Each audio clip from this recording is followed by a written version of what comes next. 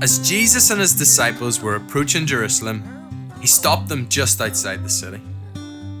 He gave two of his disciples an unusual task: to go into a nearby village, find a donkey, untie it, and bring it to him. If anyone was to question their actions, they should simply say, "The master needs it," and everything would be fine.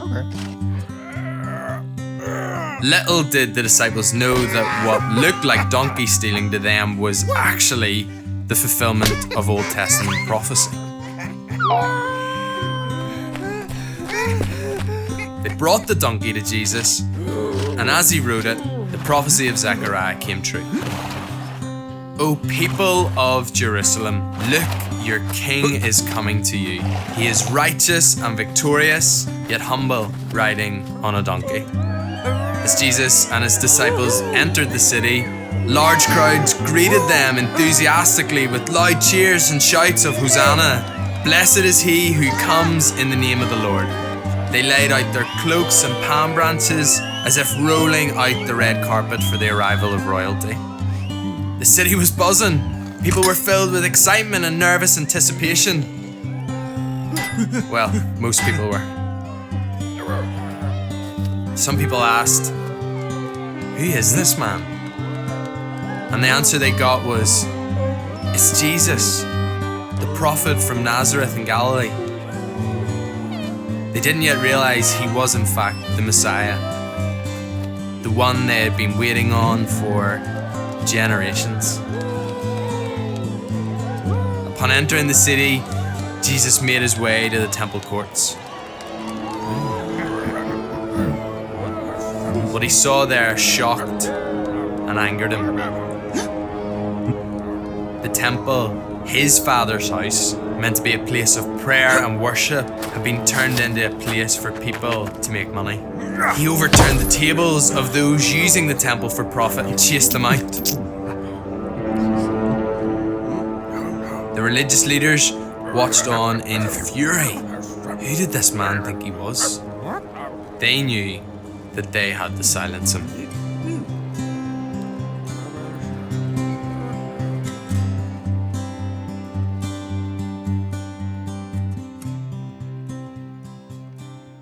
On the first day of the festival of unleavened bread, when it was tradition to meet together and eat the Passover meal, Jesus and his disciples gathered in an upstairs room.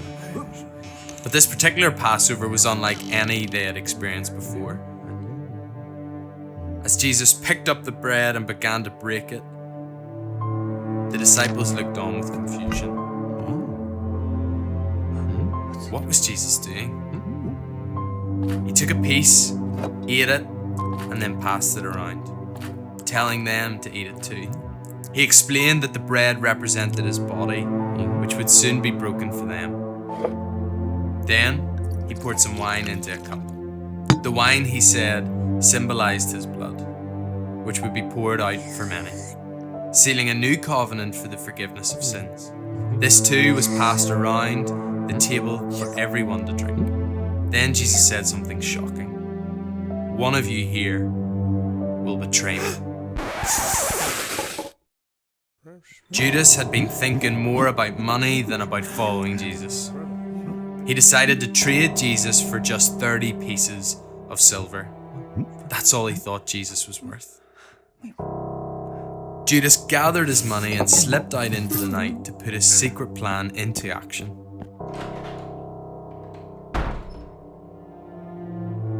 After the meal, Jesus took Peter, James, and John to a place called Gethsemane. He asked them to stay awake and keep watch while he went off alone to pray. Feeling very sad and troubled, he prayed, "Father, if there's any way, please take this suffering away from me."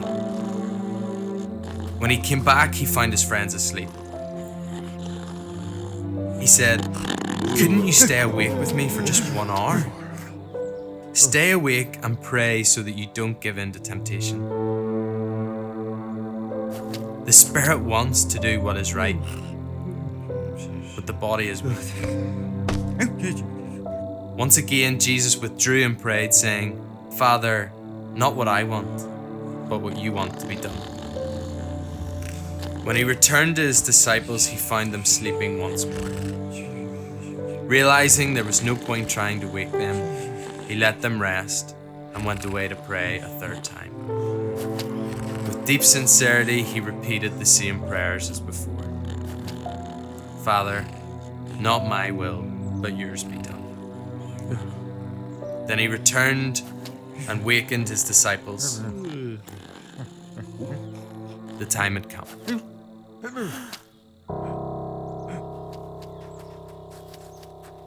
Judas arrived in the garden accompanied with armed soldiers and servants from the high priest. Approaching Jesus, he greeted him with a kiss,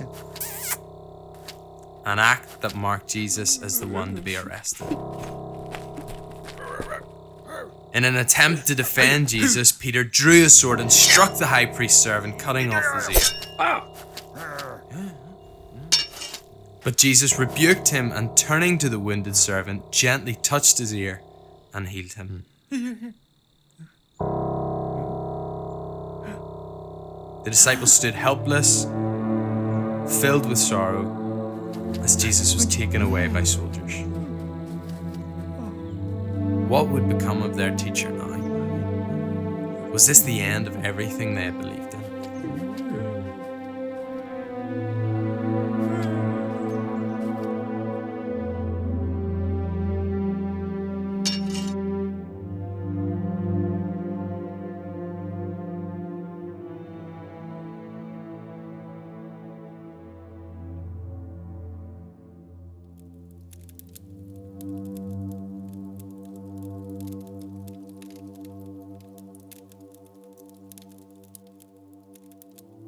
The Jewish leaders brought Jesus before the Roman governor called Pilate.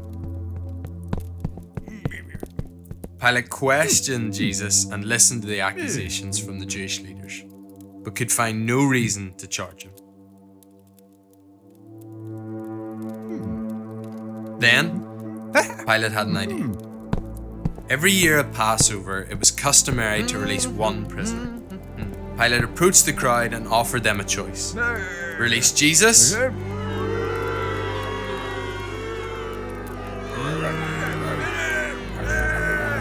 Barabbas, a well-known criminal. To Pilate's shock and disappointment, the crowd shouted for Barabbas to be released. And when Pilate asked, "What should I do with Jesus?" the crowd yelled, "Crucify him!"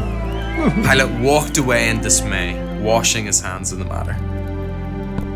The soldiers then placed a crown of thorns on Jesus' head and led him away to be crucified.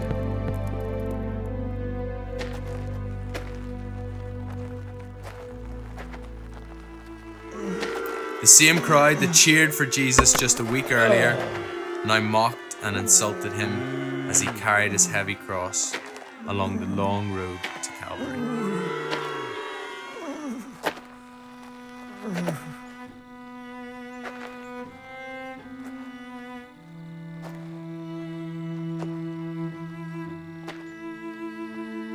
At Calvary, he was nailed to the cross and then raised to die.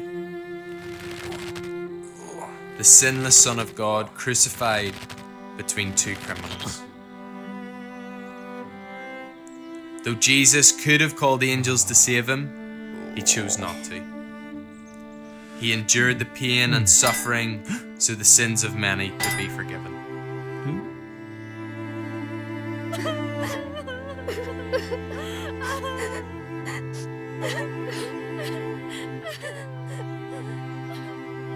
At noon, the sun stopped shining and darkness covered the land.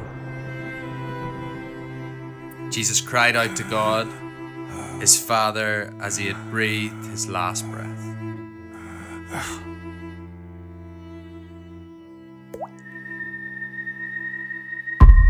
The earth shook and the temple curtain tore in two. It was finished. The centurion and the soldiers guarding Jesus saw the earthquake and all that had happened, and they said, "Surely he was the Son of God." Jesus' body was taken down from the cross and placed in a tomb guarded by soldiers. A heavy stone was rolled across the entrance. It seemed all hope was lost. However, the story isn't over. 3 days later, Mary Magdalene went to visit the tomb. To her surprise, the stone was rolled away and the tomb was empty. Where had her master gone? Had someone stolen the body? Then, through her tears, she heard a familiar voice call her name. Mary. It was her master, her Lord. The grave could not hold him. He had defeated death once and for all.